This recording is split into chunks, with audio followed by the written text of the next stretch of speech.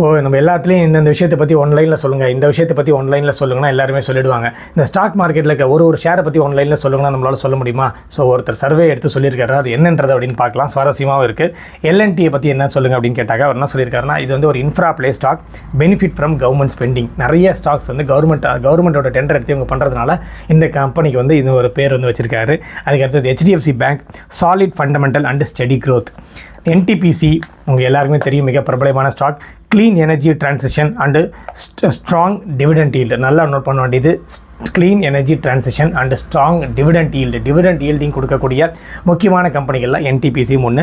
Apollo hospital பற்றி சொல்லுங்கன்னு சொல்லும்போது, health care demand on rise. சொல்ல வேண்டியதே கிடையாது. வருஷம் எதுக்கு டிமாண்ட் இருக்குது, இந்த ஹெல்த் கேருக்கு டிமாண்ட் இருக்குது. அந்த அளவுக்கு நோய் பரவல், நோய் தொற்று அதிகமாகிட்டே இருக்குது.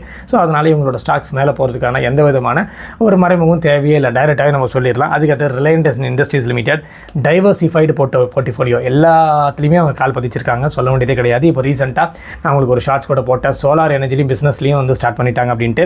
அதுக்கப்புறம் எக்ஸ்போஷர் டு ரீட்டைல் கஸ்டமர்ஸ்லையும் அவங்க விட்டு வைக்கிறது இல்லை. எனர்ஜி அண்ட் டிஜிட்டல், சரிங்களா. அதுக்கு அடுத்தது டமோனா என்ன, Tata motors. EV push. So leading EV push வந்து யாருன்னு கேட்டாக்கா டாடா மோட்டார்ஸ் தான். Strong global presence. அவங்களோட குளோபல் வைஸ் எல்லா கண்ட்ரிலையுமே அவங்களோட ஸ்ட்ராங்காக அவங்களோட ப்ரெசன்ஸ் இருக்கிறதுனால ஸோ இந்த ஒரு வேர்டு வந்து கொடுத்துருக்காரு. இதை தாண்டி குளோபல் ஸ்டாக்ஸ் பற்றி ஏதாவது சொல்லுங்கன்னு கேட்கும்போது, NVDIA முக்கியமான ஒரு சூப்பரான ஒரு ஸ்டாக்னு சொல்லலாம். குளோபல் ஸ்டாக்ஸில் NVIDIA சிப்ஸ் தயாரிக்கிற ஒரு கம்பெனி யூஎஸில் இருக்குது. Leader in AI and chips. அவர் தான் ஒரே வார்த்தை, வேர்ல்டுக்கே லீடர் யாருன்னா இவங்க தான். AI அண்ட் சிப்ஸுக்கு, ஆர்டிஃபிஷியல் இன்டெலிஜென்ஸ்லையும் இப்போ இவங்க தான் கொடிக்கட்டி பறந்துட்டு இருக்காங்க. அதுக்கப்புறம் டெஸ்லா சொல்ல வேண்டியதே கிடையாது, யூஎஸில் எலான் மஸ்கோட கம்பெனி. EV demand is rising globally. EV demand இருக்கிறதுனால EV வந்து டெஸ்லாவில் மேனுஃபேக்சரிங் பண்ணுறதுனால ஸோ சொல்ல வேண்டிய. ஆனாலும் என்னென்னா, டெஸ்லா எந்த அளவுக்கு பண்ணுதோ அதுக்கு ஈக்குவலாக இந்த சைனாவோட BYD வந்து ரேட் கட் பண்ணி இவங்களை எப்படா உடைக்கிறது, இவங்களை எப்படா பிஸ்னஸ் வந்து வெளில அனுப்புறதுன்றது மிகப்பெரிய ஒரு குறிக்கோளையே நோக்கப்பட்டு இருக்காங்க. இவங்க 50 லட்சத்தில் கார் விட்டா இவர் 30 லட்சத்தில் கார் விடுறாங்க BYD. சரி, டெஸ்லா 20 லட்சத்தில் கார் விட்டா இவர் என்ன பண்ணுறாரு, 5 lakhsல கார் விடுறாரு. எப்படி தான் போட்டி போடுறதுன்னு டெஸ்லாக்கும் எலான் மஸ்க்குக்கும் ஒரு குழப்பமாகவே இருக்குது. BYDயோட போட்டி போடுறது ரொம்ப கஷ்டம் தான் நான் நினைக்கிறேன்.